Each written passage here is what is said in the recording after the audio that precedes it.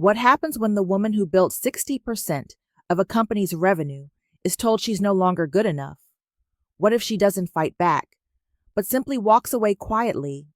And what if that silence wasn't weakness, but strategy? Harper Ellen gave 12 years of her life to Revant & Co. Late nights, early flights, birthday calls missed, deals saved in hotel lobbies. She wasn't just an employee. She was the glue, the memory, the reason clients stayed.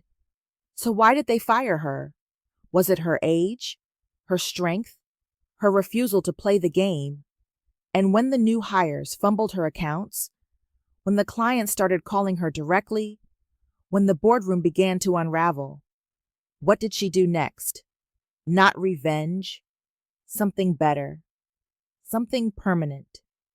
This is not just a story of being underestimated, it's a story of quiet power, of loyalty lost and identity found.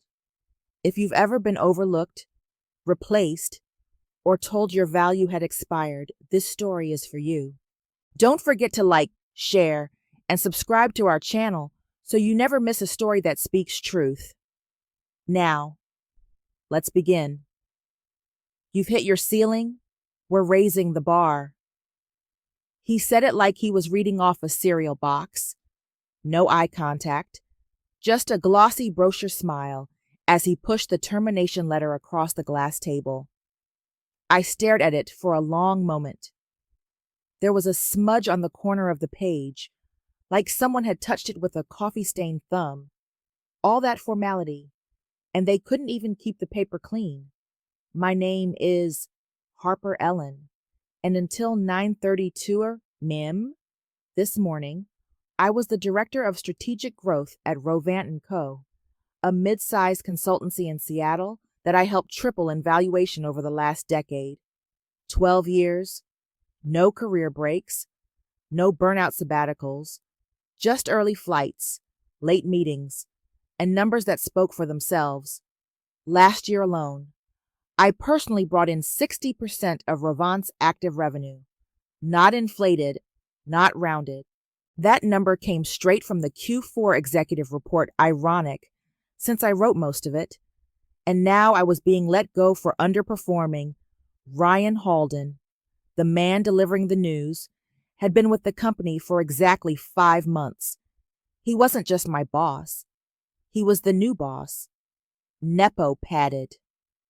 Freshly installed as VP of Operations after his father bought a controlling share. He didn't build anything. He just showed up and started redesigning the house I built like he'd drawn the original blueprints.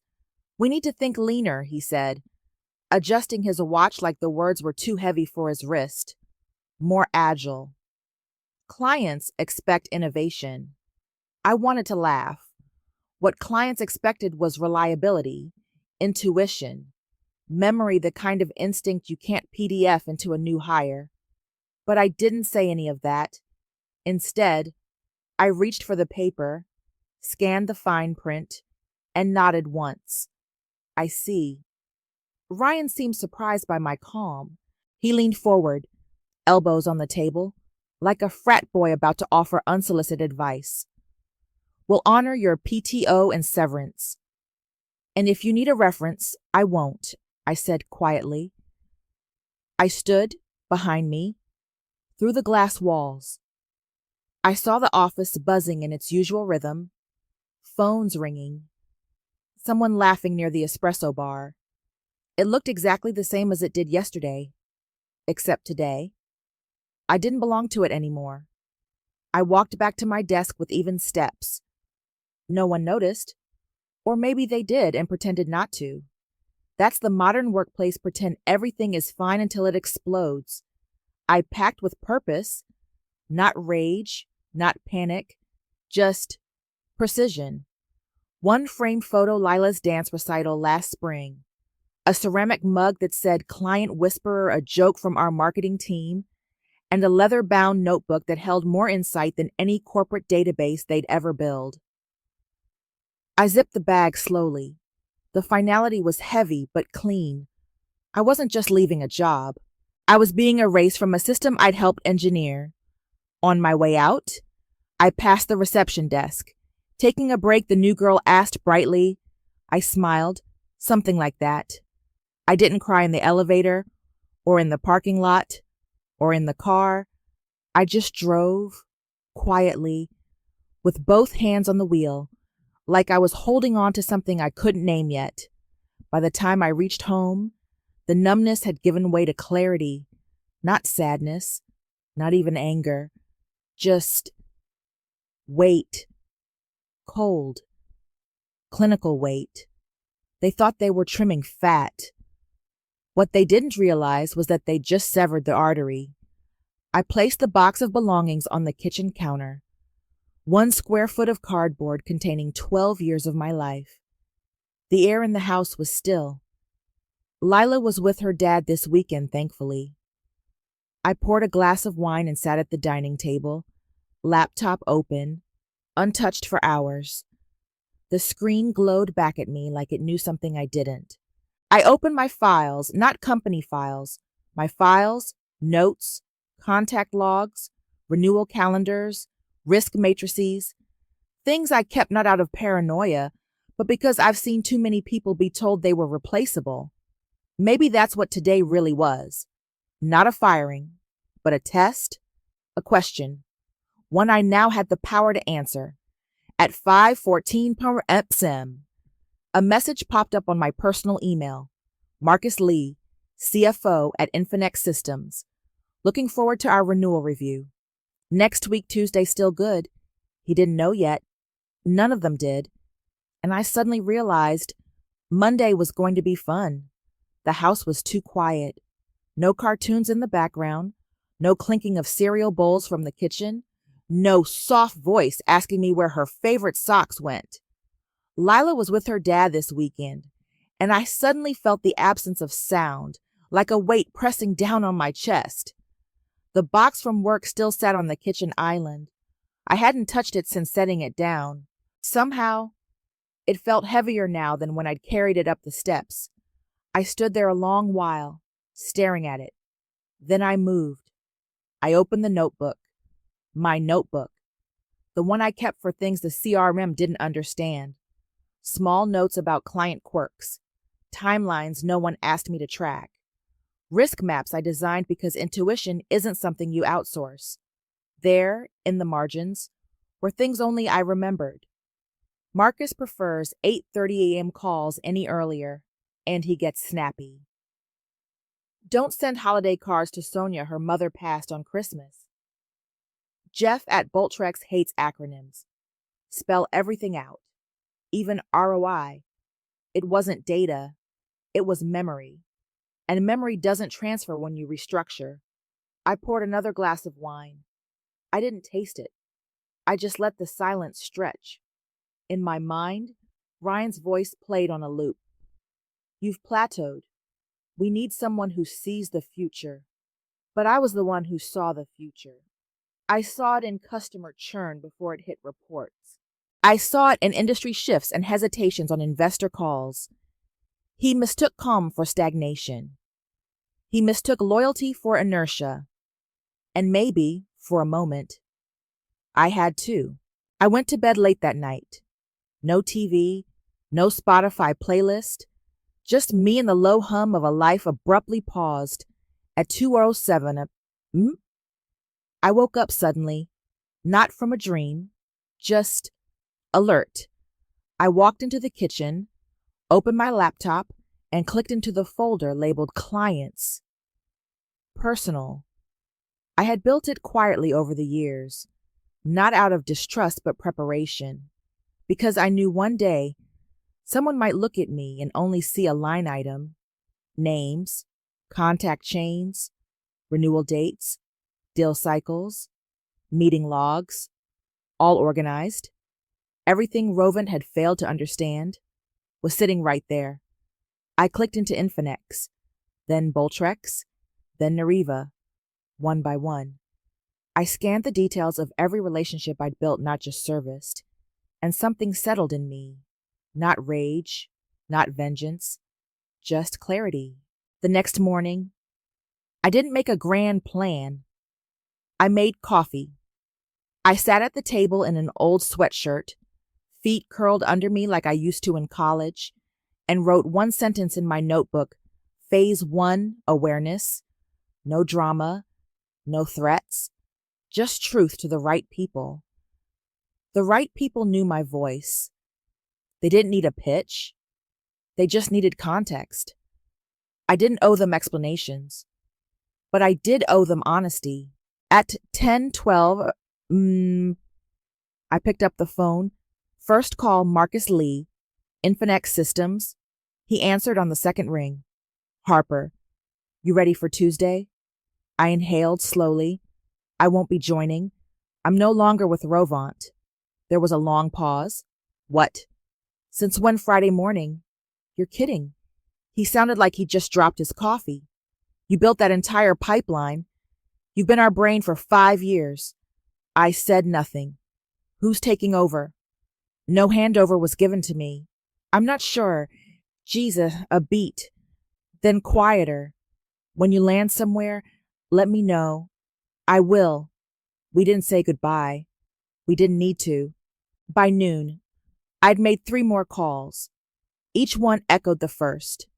Surprise, then concern, then quiet understanding. They weren't outraged, not loudly, but the silence on the line said everything. And as I hung up from the last call, I opened my email to find one blinking message from Ryan, subject transition planning.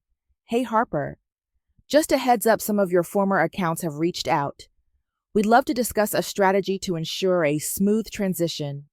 Let's connect soon. There it was again. Smooth. Their favorite word when things were already unraveling. I didn't respond. Instead, I opened a new browser tab and searched for Evelyn Cruz, Managing Director at Serenix Partners. We met at a tech leadership summit 3 years ago. She once told me, if you ever want to build something that doesn't forget people, call me. I never called. Until now. I dialed her number. Harper Ellen, she said as soon as she picked up. I wondered how long it would take. I smiled for the first time in days. Still building something that doesn't forget people. She laughed. Always. That night, the house was still quiet, but it felt different. Not like emptiness, like preparation. I sat at my desk, laptop glowing. One tab held my client transition notes.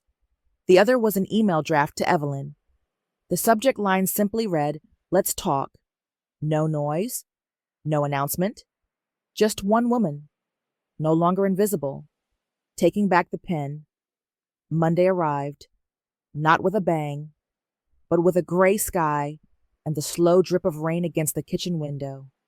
I didn't set an alarm, didn't put on a blazer or heels, just poured coffee in my Revenue Queen mug and sat barefoot at the table, wrapped in a worn navy cardigan that still smelled faintly of cinnamon. My inbox was already active. 7 unread emails, 4 from clients, 2 from old colleagues, 1 from Ryan again. I ignored them all, because today wasn't about the noise. It was about direction. At 8:12 p.m., my phone buzzed. Emma, we've got a bit of a problem. Jared Monroe, Director of Finance at Callion Technologies, didn't bother with pleasantries. Our renewal documents came through this weekend, but they were from someone named Jake Morin. He didn't introduce himself, just sent a templated form with your old email crossed out. I let the silence do the talking. I take it you're not there anymore. No, I replied calmly. They decided to raise the bar. I wasn't invited. Jared exhaled. We don't do business with people we don't know. And we definitely don't sign multi-million-dollar contracts with interns who email like they're applying for a summer job. I didn't make a pitch, didn't suggest an alternative. He got it, and I knew he did. When trust moves, revenue follows. By 10, 2 more calls had come in, both from clients. No drama, just concern. We thought you'd still be managing our account. Would you be open to a conversation? Off the record, I took notes, but no promises. The rhythm was familiar. The tone wasn't desperate. It was cautious, like people realizing their compass had vanished and they were floating into choppy waters. At Rovan's office, 2 miles from where I sat, I could picture the scene perfectly. Jake, fumbling through folders he didn't understand. Ryan, scanning spreadsheets that no longer made sense. Marketing asking for updated language while the foundation cracked beneath them. By lunchtime, Ryan sent another email. Subject urgent. Strategic client transition. Harper. We've had some client feedback regarding the shift. There's confusion. A few are asking for you by name. Would you consider a consulting arrangement short-term to help ease the process? We're open to terms. I stared at it for a moment, then clicked forward. Sent it straight to Evelyn Cruz, my not yet but very close to being boss at Serenix Partners. Her reply was instant. 4 words. Let them twist first. At 2:04 p.m. Another call lit up my screen. Maya Bell, VP of Partnerships at Henderson Logistics, a $3.8 million account I'd brought in 3 years ago. Emma, she said, voice clipped. I just got off the phone with Rovant. They said you weren't interested in continuing the relationship. I sat up straighter. That's not true, I said quietly. I didn't leave. I was terminated. She was silent. Then I knew something was off. They sounded nervous, like they were trying to stay ahead of something already slipping. Then a pause. Can you meet for lunch Wednesday or yes? We should talk numbers. Click. I leaned back in my chair. The clouds outside were beginning to break. Streaks of late sun pushing through. This wasn't vengeance. This was gravity shifting. That night, I sat in the living room, curled up on the couch with my laptop open. No wine, just water. My fingers hovered over a blank document. The title bar read, Transition Targets, Phase 2. I began to type Callion Technologies, pending, Henderson Logistics, warm. Infinex Systems, likely. 2 others, watching. Every name came with a memory. Dinners, calls, long drives, tense negotiations, silent victories. They weren't just clients. They were relationships. And Rovant thought they could be handed off like spare keys. At 6:31, Evelyn called. I just got off the phone with Kalyan. She said, they asked if you'd be open to an exclusive agreement if they shifted vendors. I leaned my head back, watching the ceiling fan spin slowly overhead. And what did you say? I asked. I told them I'd check with my new director of strategic growth. Her voice smiled through the phone. You good with that? I smiled too. I'm very good with that. As I ended the call, I felt something I hadn't in a while. Stillness, but not the heavy kind. The kind that comes after planting seeds in the dirt. Knowing something is beginning to grow. Tomorrow would be louder. But today was the day the tide changed. 1 call at a time. By Tuesday morning, the shift was no longer hypothetical. I didn't need Rovant's internal CRM or analytics dashboards. I could feel it in my inbox, in the subject lines, in the tone of the calls. Cautious, quiet, curious. They weren't exploring. They were drifting away. Wednesday, 11:45 a.m. I walked into a quiet corner restaurant in Capitol Hill, the same place I had celebrated Henderson Logistics' 3-year renewal deal. Maya Bell was already there, phone face down on the table, eyes sharp. She didn't smile, just gestured toward the empty chair. Let's be direct, she said, voice even. We've had 5 different people from Rovant reach out this week. 5, all with slightly different stories. None of them you. I folded my coat neatly over the back of the chair. I didn't leave, I said. They decided I was no longer aligned with the company's future. Her lips tightened. You were the reason we stayed with them. We weren't buying services. We were buying you. I didn't respond. There was nothing I could say that wouldn't sound like ego. She already knew the truth. Instead, I pulled a single sheet from my bag and handed it over. An outline. Clean. Clear. No fluff. What working with me under Serenix Partners would look like. Maya scanned it. This is more clarity than we've had from them in a week. I sipped my water. I only move forward with clients who value consistency, transparency, and long-term partnership. She nodded. Slowly, with purpose. Send the paperwork by Friday. Just like that, $3.8 million began to float in a new direction. Back at my apartment, I sat at my desk and updated my spreadsheet. Henderson, confirmed. Before I could finish typing, my phone buzzed. Italian. They wanted to reschedule their strategic meeting, not at Rovant's offices, at mine. And then another message. Ventura Holdings' legal team had initiated a review for early termination of their Rovant contract. Their email read, "We're not interested in transition calls with interns. We'll wait for Harper." I closed my eyes for a moment and let out a slow breath. The next day, Evelyn dropped by my new office at Serenix, still sparse, still smelling of fresh paint and possibility. She placed a printout on my desk, a screenshot. Rovant & Co.'s investor update page.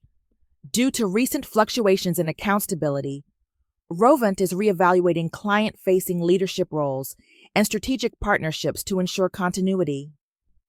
Translation: they were bleeding, and no one knew how to stop it. I leaned back in my chair. We haven't even gone public yet, I said. Evelyn grinned. That's what makes it so beautiful. We're not chasing them. They're coming to you. But for me, it wasn't about revenge. Not really. It was about something quieter. Validation. They fired me because they believed the value could be extracted from the person. They thought relationships lived in contracts, in systems, in CRM fields. But they forgot something fundamental. Relationships don't live in databases. They live in people. And when you cut out the person, the bond dies with them.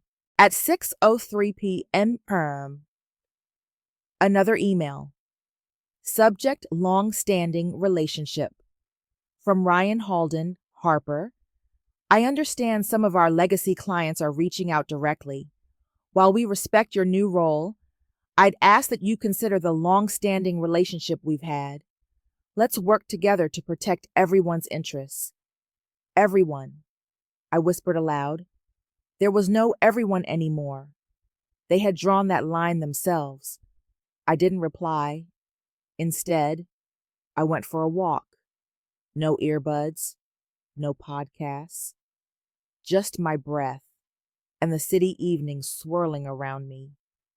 They had chosen their path. Now the market was choosing mine. Later that night, I received a short message from someone I hadn't expected. Rita Morales, my former executive assistant at Rovant. Hey, just letting you know it's chaos here. There was a board meeting this morning. People are panicking. They keep saying your name like it's a 4-letter word. Hope you're okay. I smiled faintly. Rita always noticed what others ignored. I typed a reply, then deleted it. Some things don't need to be said. By Friday, Serenix's internal report showed a $6.2 million spike in new business, all redirected from Rovant accounts. It wasn't symbolic. It was seismic. But that evening, sitting alone at my dining table, I didn't feel triumphant. I felt tired. Behind every line in that report was a piece of my life. A dinner I missed with Lila, a birthday rescheduled, A red-eye flight to save a contract from collapsing. I'd built my career around being indispensable, until the day they decided I wasn't. I thought about calling Ryan, not to gloat, not to accuse, just to ask him why. Why he looked me in the eye and said I'd hit a ceiling when he knew I was the ceiling. But I didn't, because deep down, I already knew the answer. He didn't believe in what I'd built, because he hadn't built anything himself. And people like that, they always underestimate what can't be copied. The email came late Sunday night. Subject meeting request. Personal from Caroline Door CEO, Revant & Co. Harper. A lot has transpired over the past month. I'd appreciate the chance to speak off the record. No legal teams, just a conversation. I believe some apologies are overdue. Name a time and place, and I'll be there.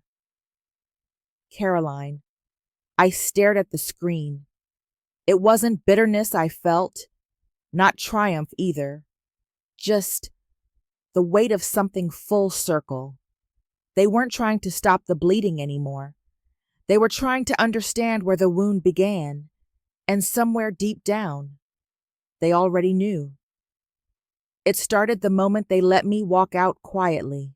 Monday, 9:00 a.m. A quiet cafe just off downtown. Neutral, discreet, the kind of place people use when they don't want the world to see who they're sitting across from. Caroline was already there. Dark blazer, no tie. Her coffee sat untouched. She stood when I approached, extended her hand. I shook it out of habit. Not warmth. Harper, she said with a polite smile. Thank you for coming. I sat down, calm, measured, expressionless. You asked for a conversation, I said. So let's talk. She exhaled, the kind of the sigh that belongs to someone already half defeated. You were right, she said, about the clients, the relationships, the trust. We underestimated it all. I didn't nod, didn't offer comfort.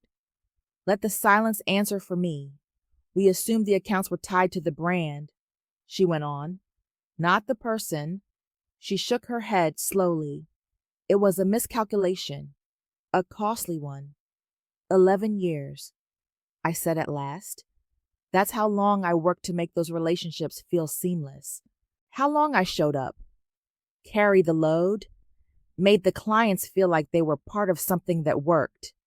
I know, she said, softer now. Do you? She looked at me, because if you did, Ryan wouldn't have slid a termination letter across my desk and called it raising the bar. Caroline swallowed. Ryan is gone. That's not the point, I said, more to myself than to her. I took a breath, let it out slowly. The point is, Rovent built a house on trust, then decided to renovate by removing the foundation. Caroline looked up at me then. No defense left in her eyes. You built something extraordinary, she said. I'm sorry I didn't protect that.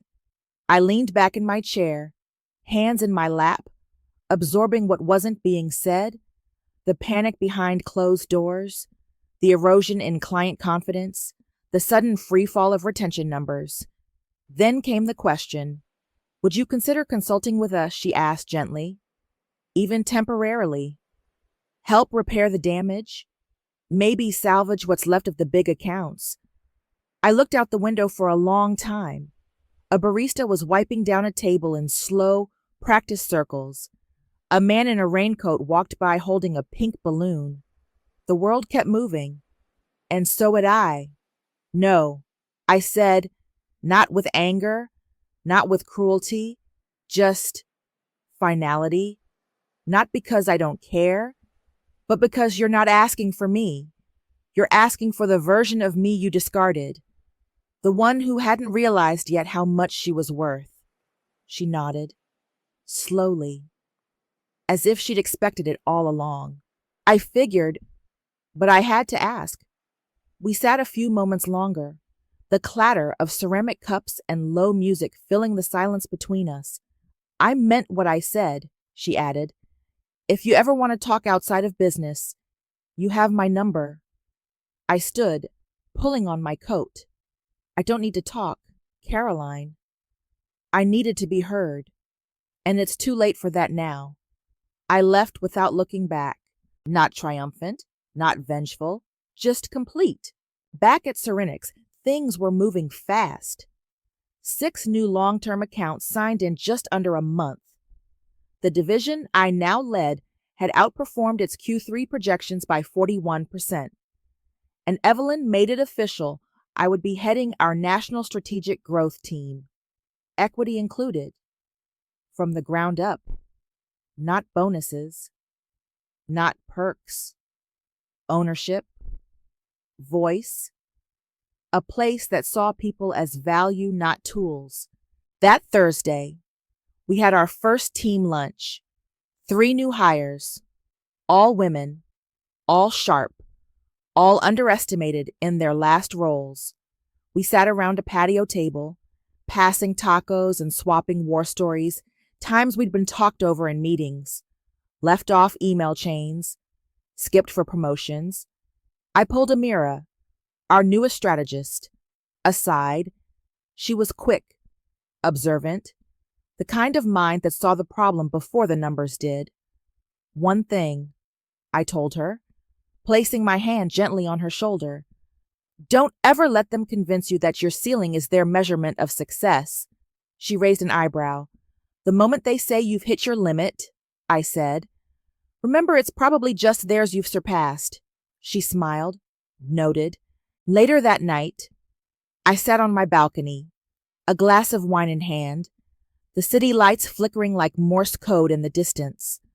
I thought of Ryan, of Caroline, of that cold Friday morning when everything had changed, and I realized they didn't fire me because I failed. They fired me because I succeeded too quietly, because I didn't beg for validation. I earned it, and that scared them more than failure ever could.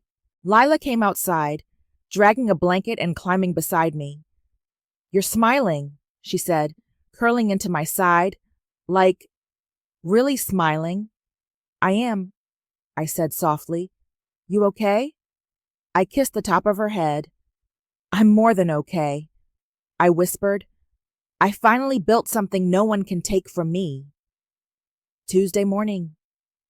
Sunlight filtered through the office windows, casting long, warm lines across the floor of our new team suite at Serenix.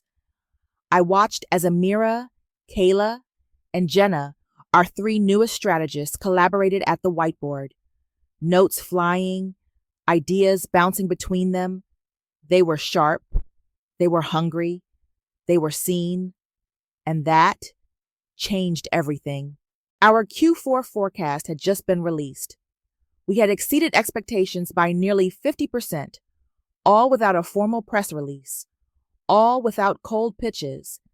Every new account had come through one thing: trust, not branded decks, not corporate promises, but people, real people who remembered the woman who called back on Sundays, flew cross-country for 1-hour meetings, and showed up even when it wasn't her job. That woman wasn't a brand. She was me. And this time, she was the foundation, not just a fixture. Later that week, I received a message from Derek Liu, a former mid-level project lead at Rovant. Hey, Harper. Just wanted to say how they let you go still doesn't make sense to any of us. People are nervous. Clients keep asking weird questions. No one has answers. It's tense. I hope you're doing well. Honestly, most of us wish we'd left when you did. I didn't reply. Not because I wasn't grateful, but because I knew the wave was already moving, and Derek would have more company soon. By Friday, 4 of Rovant's top 8 accounts had officially disengaged. No scandal, no drama, just precise legal termination notices sent to their legal team, each one the kind of letter that gets read aloud in boardrooms by pale executives with clenched jaws. I hadn't asked for any of it. I didn't campaign, didn't push, didn't burn bridges. All I had done was tell the truth. And when people have the truth, they tend to walk themselves to the exit. That afternoon, Evelyn knocked on my office door holding a sleek silver tablet. "Thought you'd want to see this," she said. It was a leaked internal memo from Rovent, published by a regional business outlet due to ongoing client attrition and revenue instability. Rovent & Co. will undergo restructuring effective immediately. Executive leadership will be reassessed and interim teams installed to stabilize operations. At the bottom, Caroline Dorr, resigned, effective today. I read it twice. No fist pump, no smile, just stillness. Because beneath the headlines and financial ripples, there was something heavier, something no memo could fix. The realization that in modern business, loyalty has become a liability, showing up year after year, carrying teams quietly, making things work without needing attention. It wasn't enough to protect you. They built Rovant's success on my back and discarded me when I stopped being convenient. But what they forgot was I wasn't just part of the structure. I was the architect. And when you fire the architect, the walls don't fall immediately, but eventually they do. Later that night, I sat in bed with my laptop open, a blank page blinking back at me. Topic: sustainable relationships in volatile markets.